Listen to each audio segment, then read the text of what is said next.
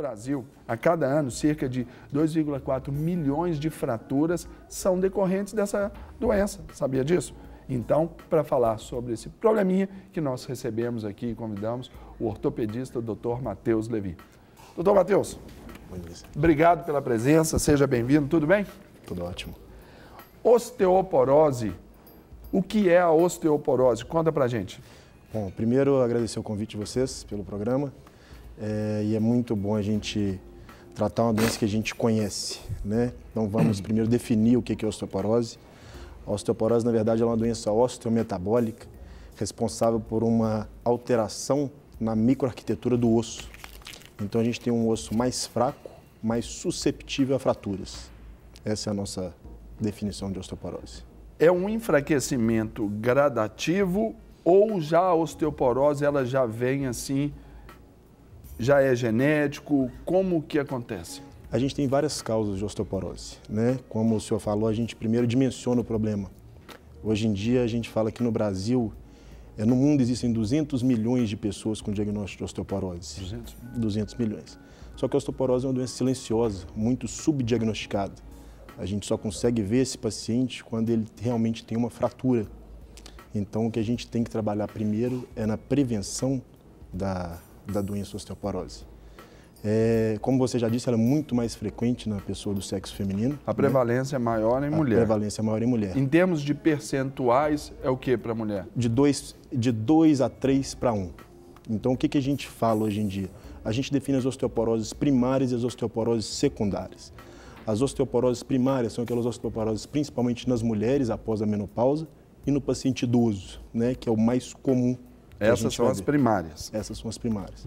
As osteoporoses secundárias são aquelas resultantes de alguma doença de base, por exemplo, doenças gastrointestinais que dificultam a absorção principalmente do cálcio, doenças endócrinas que também trabalham nesse metabolismo todo e a utilização de algumas medicações também dificultam essa absorção, por exemplo, anticonvulsivantes, antiagregantes plaquetários, anticoagulantes, alguns antipsicóticos, então também é importante a gente trabalhar nisso. No caso da ortopedia, nós vamos trabalhar principalmente com as osteoporoses primárias, que são as mais comuns, as mais abundantes no dia a dia. Dessa incidência de 200 milhões de pessoas no mundo, o número mais absoluto é para essas doenças primárias, que é a mulher após a menopausa e a fase idosa. Exatamente. De cada um, ou homem e mulher. Exatamente. O pico da massa óssea, ele é adquirido durante os primeiros anos de vida, até 18, 30 anos de idade. Então essa é a fase importante da gente conseguir construir essa massa óssea para evitar problemas na senilidade. A partir dos 30, 40, 50 anos de idade, quando a mulher entra principalmente nessa fase pós-menopausa, a gente começa a ter um declínio importante na massa óssea. Então aí a gente começa a ter o risco de fratura e, consequentemente, o problema de morbimortalidade associado a isso. Doutor, como o senhor falou, é uma doença silenciosa. Então, para falar de sintomas, é meio complicado, não? Para falar de sintomas, sim, é muito complicado. Então, o que a gente trabalha é na prevenção, né? Quando a gente fala de sintomas, existem principalmente os pacientes idosos que queixam de dores crônicas, algumas fraturas que são subdiagnosticadas por traumas basais, né? Por traumas banais.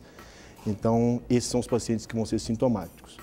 A gente atua principalmente na prevenção, igual a gente estava conversando, principalmente na formação desse osso. Alimentação adequada, prática contínua de atividades físicas. O que é muito estabelecido é que a atividade de impacto, que a gente fala, corrida, salto, caminhada, é o que vai determinar uma massa óssea mais densa para prevenir as fraturas. Mas qualquer tipo de atividade física é importante, né? Principalmente tanto na formação quanto na prevenção de quedas.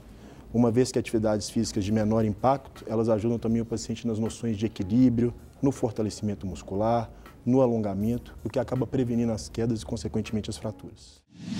Para receber todas as novidades do canal, inscreva-se e, se curtir o vídeo, clique em gostei. Aproveite para acompanhar a Rede Super nas redes sociais.